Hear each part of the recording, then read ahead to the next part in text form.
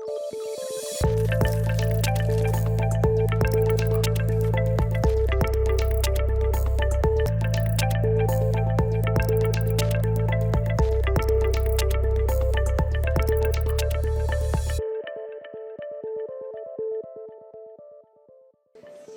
everybody. You attended the keynote, of course, but who attended the keynote? Yeah, it was super funny, right? Yeah, you're going to have a hard time now. So now I will be serious, because I've been known to be a serious guy. I'm Nicolas Fränkel. That's actually my second time here. I've been a developer for quite a long time, and because all the reasons mentioned, project managers, stupid requirements, crazy deadlines, crunches, whatever, I said, I don't want to live this life anymore. Now I'm a developer advocate, so I come here, I do my talk. If you don't listen to me, well, that's your problem. That's not mine. I'm in Portugal, so I don't think it's an issue, but I do this talk sometimes in other countries. And yeah, if at some point you feel you are offended, just leave. I don't want to offend you. That's not on purpose. So just leave because it's too much and you need your safe space. And here there will be a lot of controversy. I'm French. Sorry, I didn't mention it. I'm French, so I can be very antagonistic. At the moment, we live in a very strange place, right? Who here is doing microservices? Who here is a microservices developer? Come on, raise your hand. I don't see. Yeah. So you are the good developers. And who isn't doing microservices? So you are the bad developers. I mean, that's what happens, right?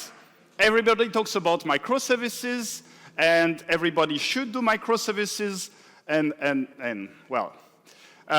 So in this talk, I will try to address like the current trend, like the hype-driven development that we are living, and see why some organizations are doing microservices for real and not because everybody does it, and perhaps like have some other options. This is the definition of microservices on Martin's Fowler. I will use Martin's Fowler site and definition a lot. I won't read it because I've like learned not to read the slide, and it's a lot. And anyway, you can still have the references. If it doesn't suit you, of course, then please like bring it up to Martin Fowler because I'm not responsible, right? If you don't agree, that's not my fault. In the same article that I mentioned, Martin Fowler goes to describe the list of characteristics of microservices. So if we check them in turn, oh, where is it? Yeah. It starts very well, right? When you do microservices, you do containerization via services, organize around business capabilities, blah, blah, blah, blah, blah. Products, not projects. That comes the first contention point. Who here claim they are doing microservices and are still doing projects, meaning that you have a start date and an end date, whereas with products, you have a start date and you have a recurring budget over the years. Who is doing microservices with projects? Well, according to the definition, you are not doing microservices, so you are a bad developer now. Yeah. Who is doing microservices and doing products, so no end date? Wow, you are doing everything, right? Yeah, okay. And there are like, what's good is that I do this talk since a couple of years, and every time there are more hands raised, so that's good. And if you do microservices, you are probably aware of Conway's law. Like, at the beginning, when like microservices starting to get popular, when people talked about microservices for real at conferences, they were always talking about Conway's law.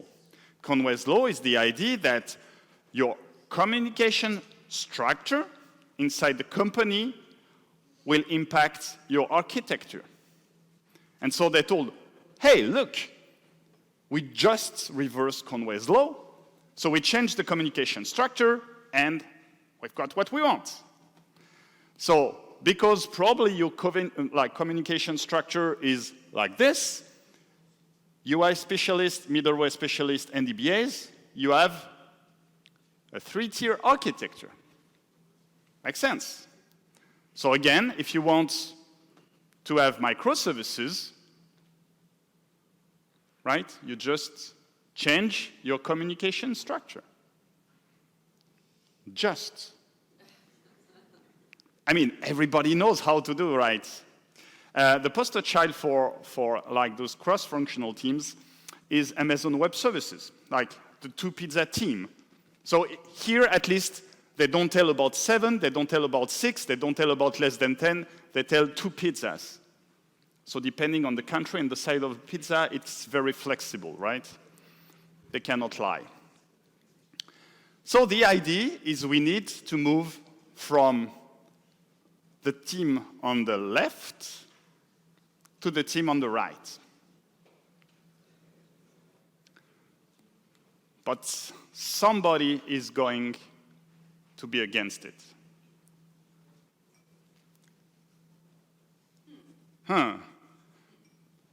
So who did I try to represent with this banana guy?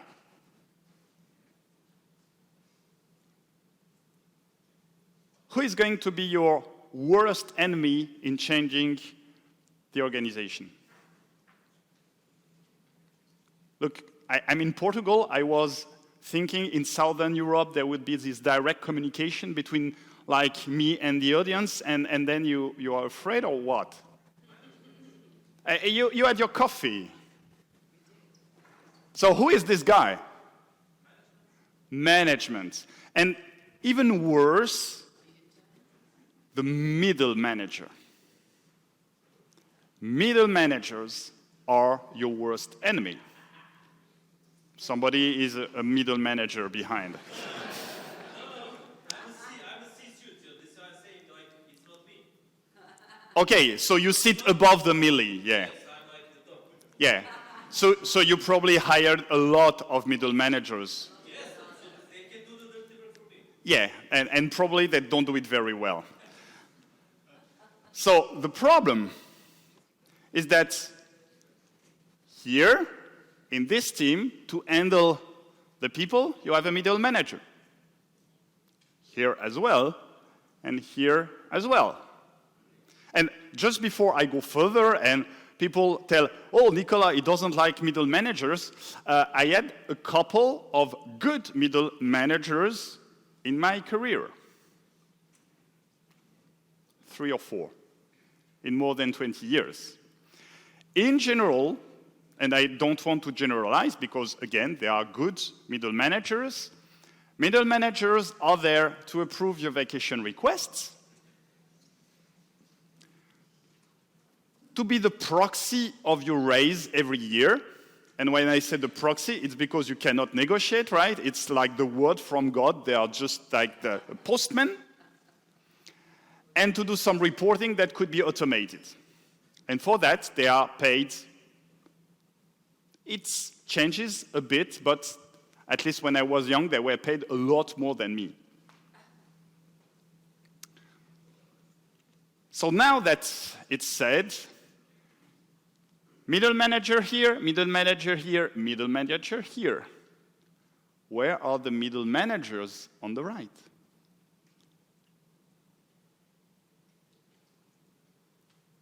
Where?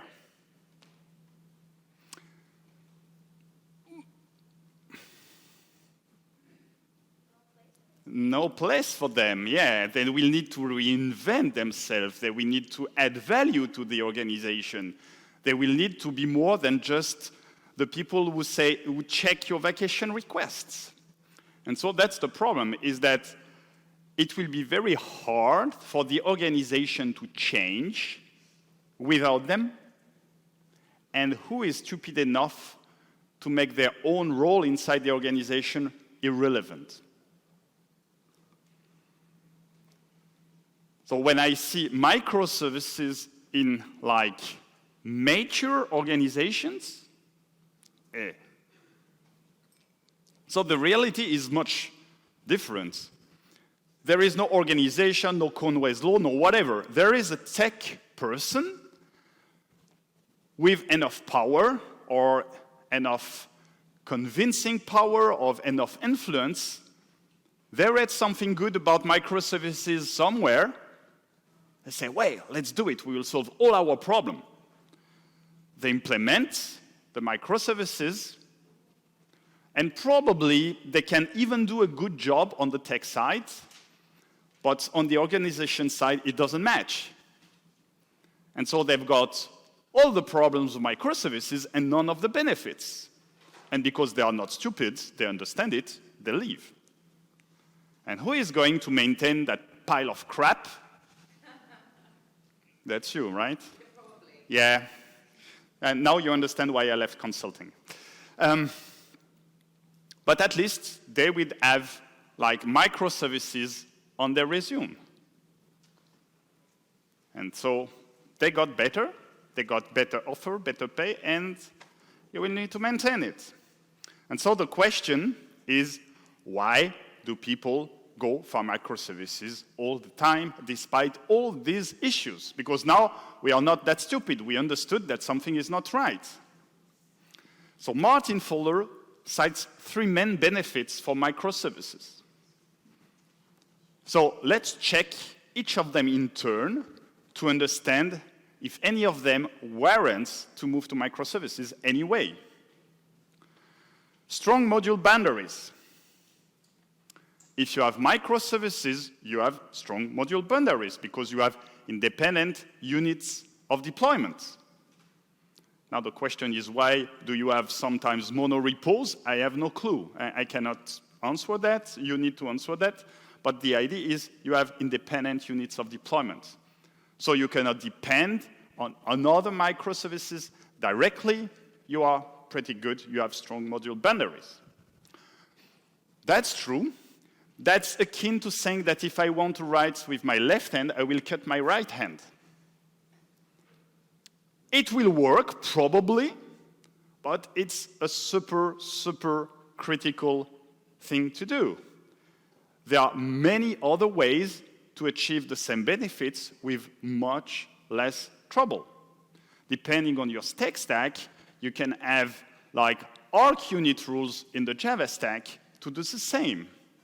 If you are using Sonar, you can have like package dependency matrix checks. Code reviews, whatever.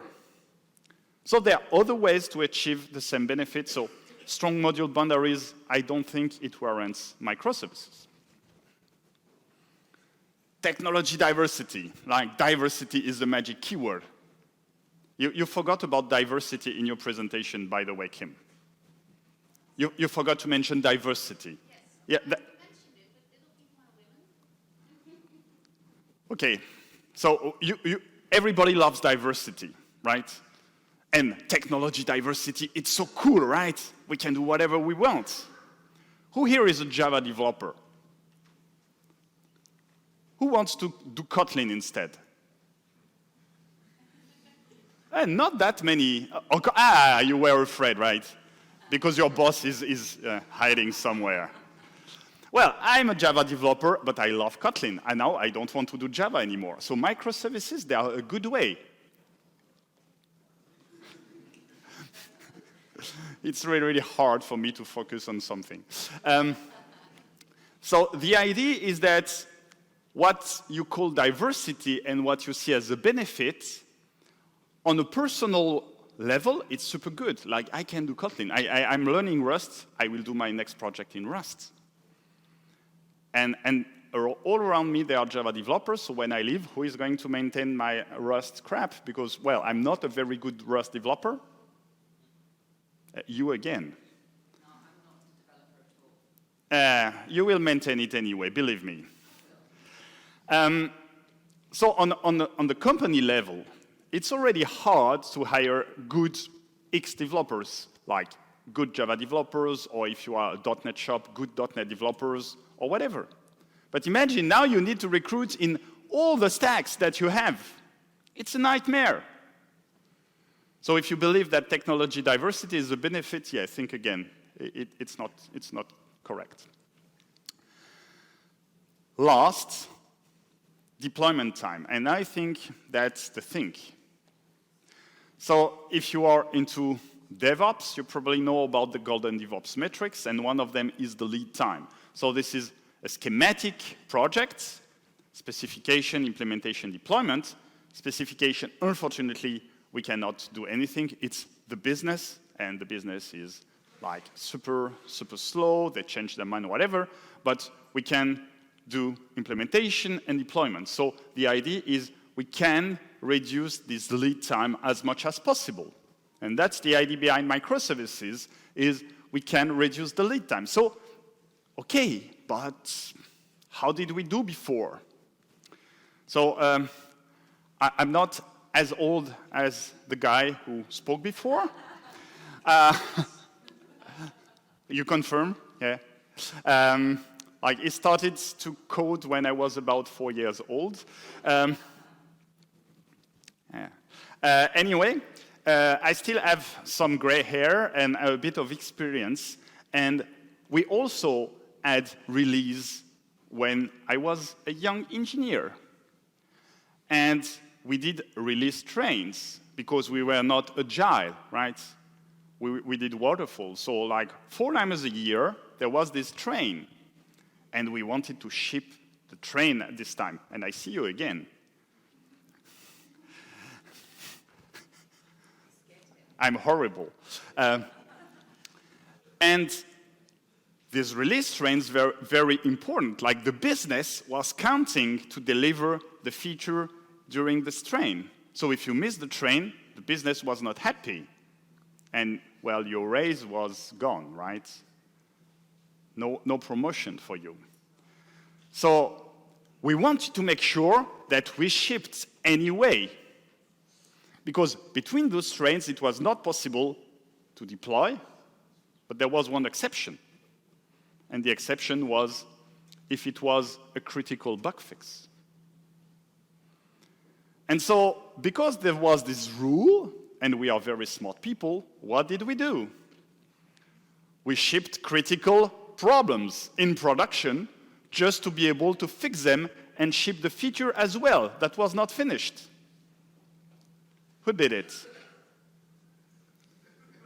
You are all afraid, yeah? You are brave. Thank you, sir. Sorry, again? Yeah, exactly. That's what we did. Because we are creative people. We find workarounds in stupid rules. And the rules that was not that stupid, but hey. And the problem or the benefit of microservices is they let you test only the parts that you ship. Like if you ship the monolith is big, and you need to test everything. You cannot release often because you need to test everything, and it takes a lot of time. And the underlying assumption is that if you only do microservices, you only test the microservice, and it's very, very fast. Come on, you are engineers, right? Do you believe this crap? That if you do a change there and it's a microservice, there won't be unforeseen consequences there? No, it's the same. It's the same as if you release a feature in the monolith and say, okay, I believe we only need to test that feature. It's the exact same thing. But we still believe that, hey, microservices will help you. But I believe that I found a truth that nobody told before. And the truth is that not all parts of your software change at the same pace. If you have worked a couple of years on the same software, you will notice that some parts do change frequently or randomly, and some parts are very stable. Who has the same experience? No. Yeah, yes. Okay. Like that's raised the hand. Okay. And in general, the business has very specific features that happen in a specific location, or if you have a change in the law that can happen in another location, but otherwise it's okay. And guess what? That's not a new fact. We had the same issues before that we solve with rules engines. Who knows about rules engines? Oh my God, yeah. That's not for, The young people, they don't even know what I'm talking about. The idea was you would ship like an engine and it would evaluate an expression. The engine would be stable. The expression, however, would be changeable directly in production. That's why we call them rules engine. So imagine you know that you have, I don't know, a tax that changes every year. And actually, you don't want to deploy your software every year. You will deploy a rules engine, you would deploy the tax computation, and then somebody would somehow connect to production and make the change to the tax. I'm not saying it's a great idea, I'm saying that's how we did it, right? Because once, I never worked on a rule engine, I never used it, but once I had a colleague who like, the customer wanted a rules engine because, and they were very smart, they didn't want to go through IT to deploy new versions. They knew about it. They knew we were slow, they knew we were not reliable, so they wanted to be independent. So they wanted a rule engine, and they wanted a rule. Then I looked at the rule. I knew nothing about the business, so I couldn't understand the rule. And I believe that no business person could have changed the rule on their own, because you needed to be a developer. So I'm not saying this is the panacea, but it was still an idea. And of course, the good thing is now the business is completely independent. They can do their crap. They can like ship their bugs in production. IT is not responsible. So for IT, it's also a good idea, right? Let them own their mistake. But again, rules engine is just one thing amongst many. Because the idea is if you can isolate the quick changing part, you can replace it with whatever you want. You can replace it with a rule engine. You can replace it with a microservice. We can replace it with a serverless function or anything. There is this like design pattern called like Strangler-Fig pattern, in which Martin Fowler explains how you can change a port of your software bit by bit without breaking anything.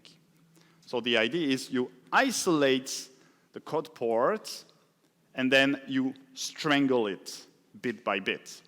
And in microservices, like Chris Richardson explained the same pattern at an architectural level, and he calls it like strangling the monolith. Who has read the book by Chris Richardson, like Microservices in Java or Designing Microservices in Java? I don't remember. Nobody? One person? Yeah. It's a really good book. He explains exactly what you need to do to implement microservices in Java. I stopped at half the book and said, that's crazy. Nobody can do that. No real organization can commit to the level of like investment to do that. Anyway, he explained this. So you start with a monolith, right? And then you chop bit by bit the parts until, hey, you've got a microservices architecture. But his idea is that this is the goal, because you want microservices everywhere. And I'm saying, why don't you stop there if the need be? Because the monolith, here, you can leave the slow changing part, the part that you don't need to change every time. So here, in a web application, for example, we can use the API gateway as a way to strangle. So at the beginning, everything goes to the monolith, and then at some point, you say you configure the API gateway to go to whatever, the serverless, the microservice, the thing. I have a very, very common example that is e-commerce. I've worked a couple of years in e-commerce, and I found out that the pricing is always, always changing. I worked on software that did everything, had lots of configuration options, and every time the business found a way to want what was not in the software. Pricing is crazy. Like, okay, we have like discounts, whatever, buy two, get one for free, and yeah, but I want that if the customer puts that in that basket, then there is no shipping fee. Okay, let's add one more rule, and always and always. So I've talked a lot. Now it's time for a demo, but I have a question for you. I have two flavors. On one, I have like a regular monolith, which generates the pages server-side, and the other, I have like two blocks, one with a REST API and other with like a front end. Which flavor do you want me to demo you? The second. That's good because it's brand new. I thought people would be much more interested. So I have 1 second here. Who wants the second one? Okay, who wants the first one? It's on GitHub, so you will be able to play with it. So that was my slides, and here is the stuff. I have my amazing application. So here I am on API, and I will be here.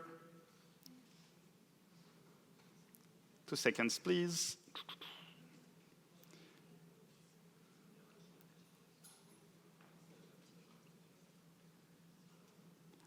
Great.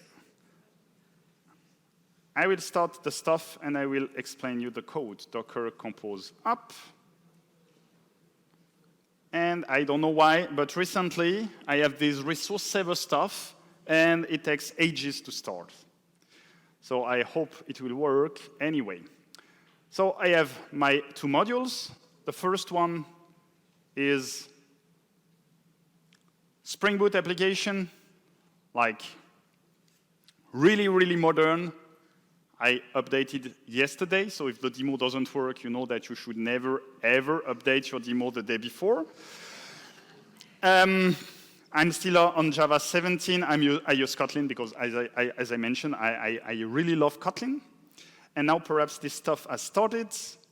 And here I am on the routes, so I will configure it. And here, this is how I configure the API gateway. So I'm using Apache API 6. I work on Apache API 6, which is an API gateway, the Apache way. And I'm configuring the API gateway through APIs. So here I'm saying, hey, if I have something that matches URI, you send it to the front end. And if I have something that matches /API something, you send it to the back end, but before you remove the API prefix. Okay? Perfect. So now I can go here and say localhost.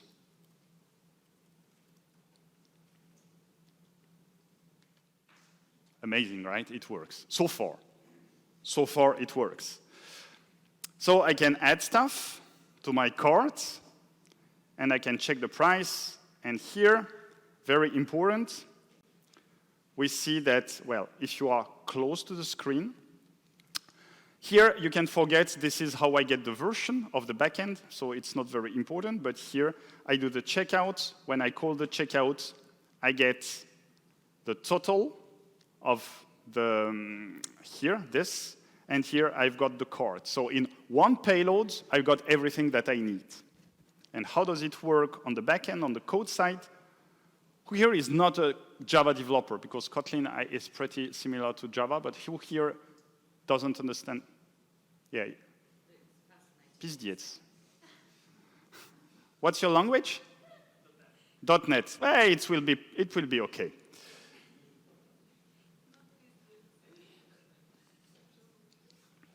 So here I'm computing the price. So it's inside my codes when I have the card. When I want to return the payload, I say, okay, I have the checkout view, I get the card, and I send the price of the card. Okay? So the problem is now I need to actually make the pricing a route so I can intercept it. That's the only thing that I need to do. Well, the only thing is a bit hard, but anyway. So I will stop it because I don't want to make any, I want to make my demo work. And then meanwhile, I will go to the next one. I will make the pricing routes. So now the view just returns the card, right? And I have a dedicated pricing route here. So now I have two calls.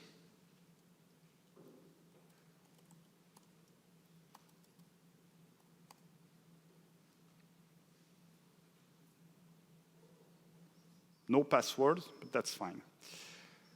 And now the routes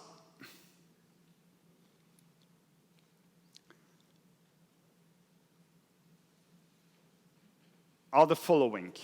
So here, I have still everything I send to the front end, right? The second API, I still send everything to the back end. And now, when I do the checkout, the client will do the request once, and then the checkout will pipeline first. I will get the card. The API gateway will get the content of the card, and with the content of the card, we'll compute the price. And at the moment, the price itself is just sent to the backend, right? So I do this. I have no session, so I need to restart from the scratch. I will remove it.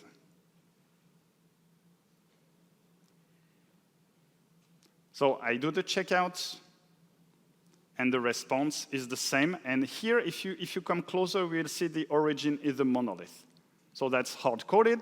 When I send the pricing, it's not only a value, it's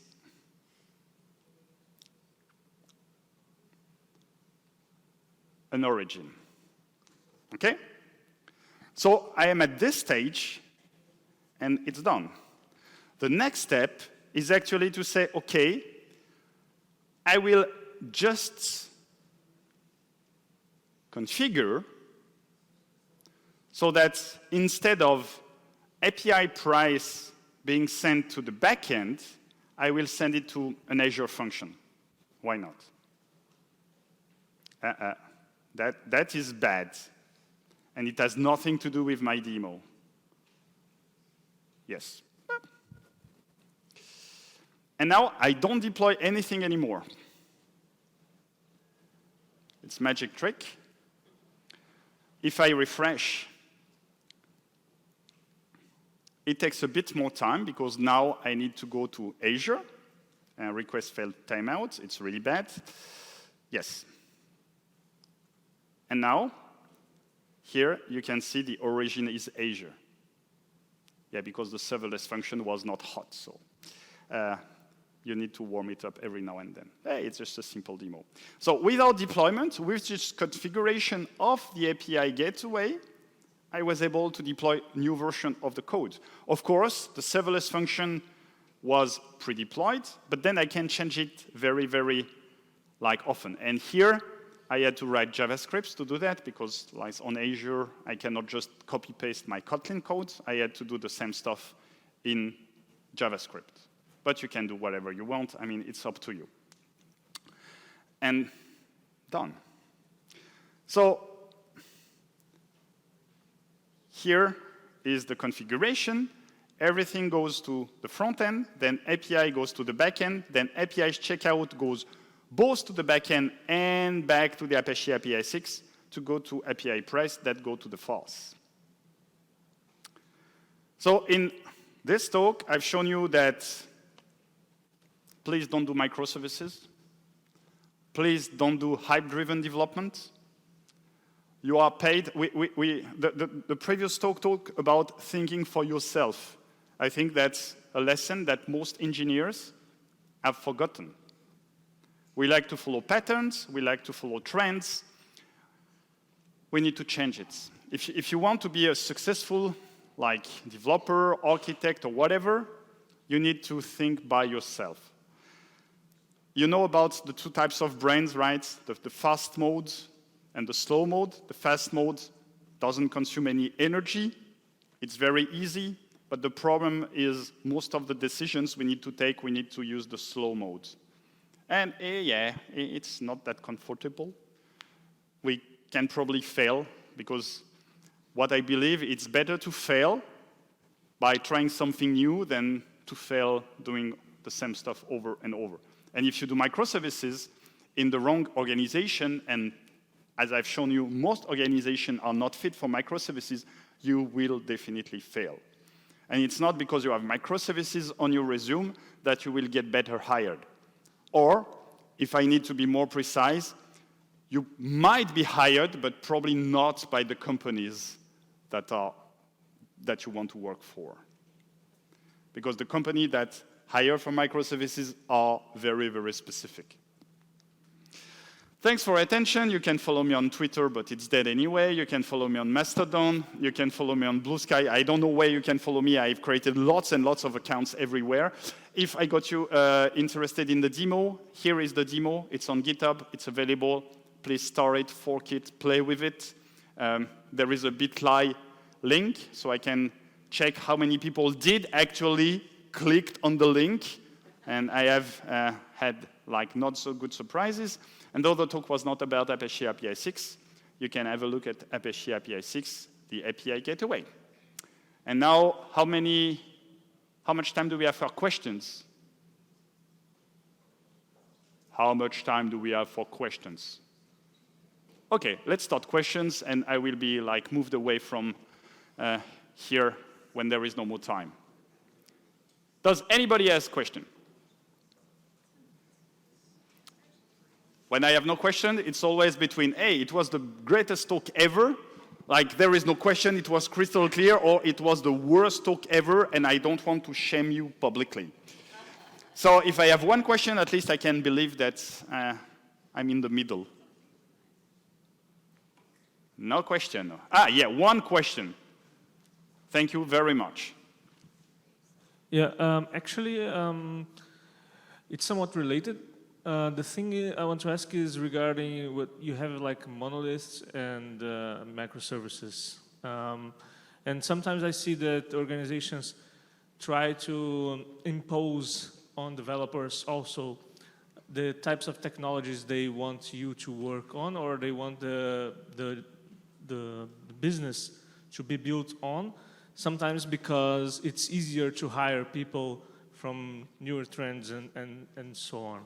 So how do we deal with that? I mean, because one thing is to try and decide stuff because it's the right thing for the company, but what is the right thing for the company if the company can't hire people to work on the right thing?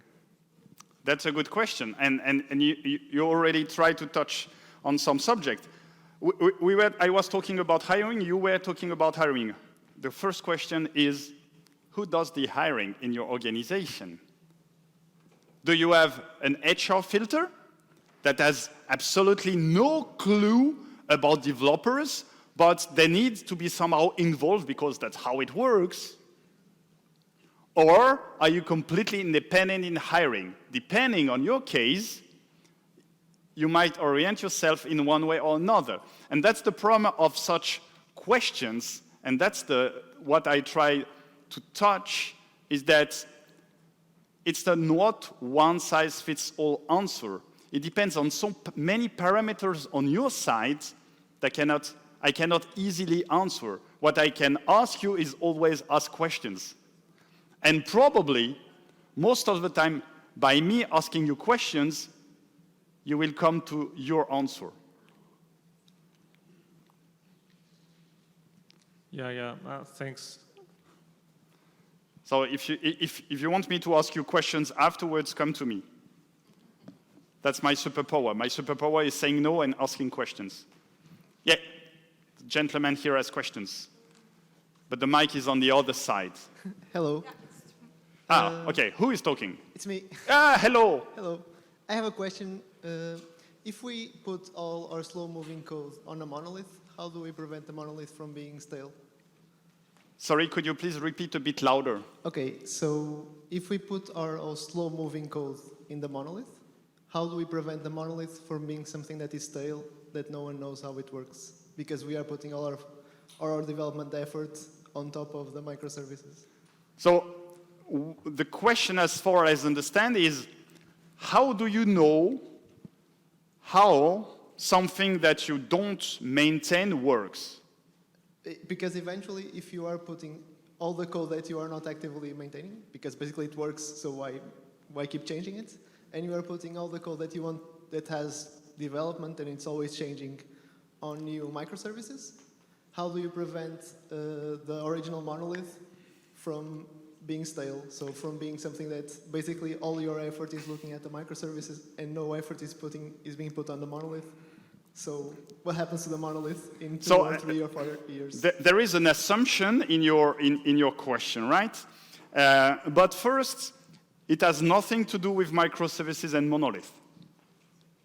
What you are asking is, how do I know how something that I don't touch for ages work, regardless whether it's a microservice, a monolith, or whatever?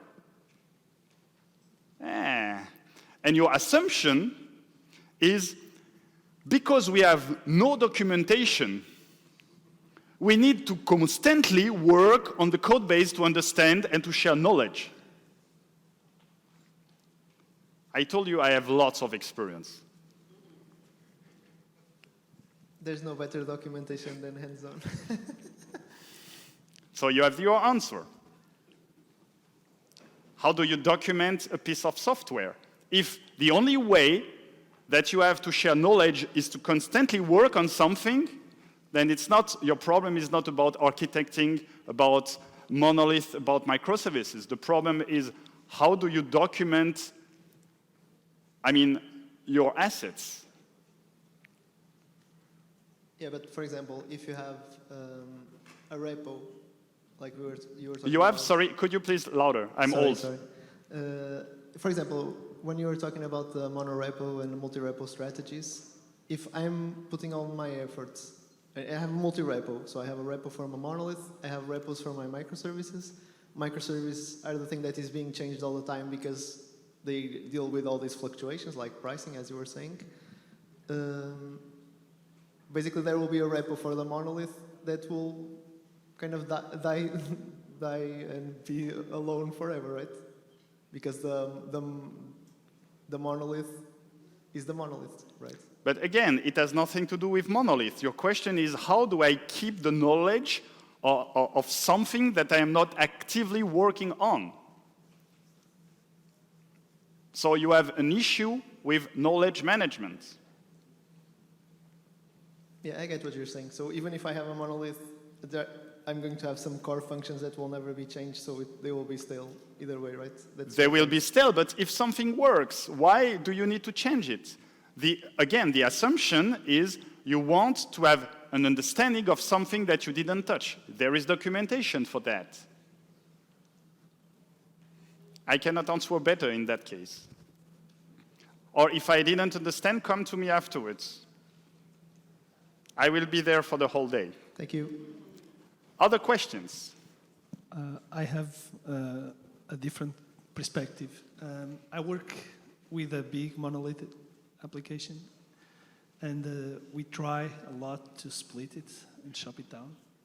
How to shop a big monolith application if everything is correlated with each other? Now, that's a very, very good question. So what you are saying is that your organization let the software rot for ages, and now you need to maintain it somehow to improve it. And there is no really good answer for that. It's like saying, look, we have this building, we didn't maintain it for decades, and now we want to make it better. It's going to cost a lot, and very pragmatically, like step by step. Don't try to improve everything, just try to isolate a little port, right? And remove the dependency between them. You can, I mentioned depending on your stack, there are multiple ways to approach it. Perhaps you can have like package dependency matrices and stuff like this that lets you at least show you your like results, because it can be very, very demoralizing. The difference is that through the years, the application was using different modules but under single transactions, and how to completely split out a module and, how you said, a dependency completely outside, it becomes very, very difficult. I know. And that's. But the problem is now you are paying for ages of neglect, ages of management not wanting to invest in maintenance because, hey, no business value, right?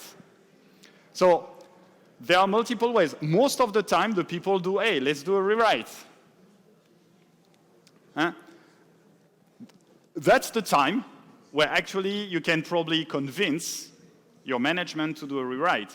That's also the time where you need to convince your management that not investing in maintenance has a huge, huge like downside. At some point, you will need to repay the debt, and in one go.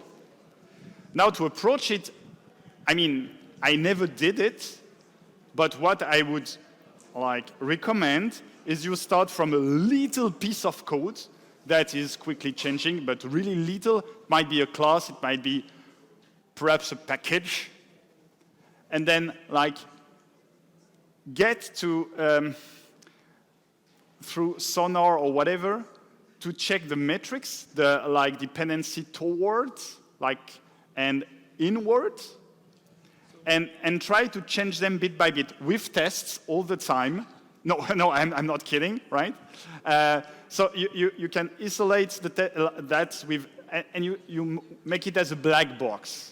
So what we are doing is maintaining the black box, the monolith, and keep the new functions as additional components and a part of it. But how to shop it, the core, it's more difficult. But that's what I try to mention. Like you can try to, like, instead of having a big monolith black box, you can try to draw an arbitrary black box inside, have tests inside, and then rework the inside of the black box, the small black box. There is a book by Michael Feathers about legacy codes. He has a couple of very, very actionable approaches to that. So you can check the book to give you ideas. Thank you. Thanks. Yeah, perhaps it's time and it's lunch. So I will be there the whole day. If you see me and have questions, just come to me. Thanks a lot.